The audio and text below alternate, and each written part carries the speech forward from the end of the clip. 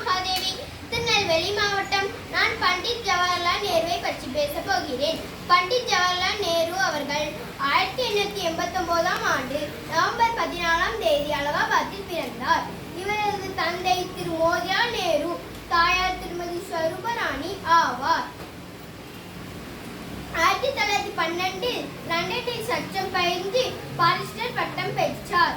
1947 நாட்டின் முதல் பிரதமராக பதவியேற்றார். குழந்தைகள் மீது அளவற்ற அன்பு கொண்டவர். குழந்தைகள் இவரை நேரு மாமா என்று அழைத்தனர். இந்தியாவின் ஆபரணம், ரோஜாவின் ராஜா, ஆசிய ஜோதி, சமாதான புறா என்று சிறப்பு பெயர்களால் அழைக்கப்படுகிறார். உலக வரலாற்றின் காட்சிகள், இந்தியாவின் கண்டுபிடிப்பு போன்ற நூல்களை எழுதியுள்ளார். நேரு குழந்தைகள் மற்றும் இளைஞர்கள் நலன், கல்வி இவற்றுக்காக பாடுபட்டார். நேரு அவர்கள் பிறந்த தினமான நவம்பர் 14ஆம் தேதி ஒவ்வொரு ஆண்டும் குழந்தைகள் தினமாக இந்தியாவில் கொண்டாடப்படுகிறது. இந்தியாவில்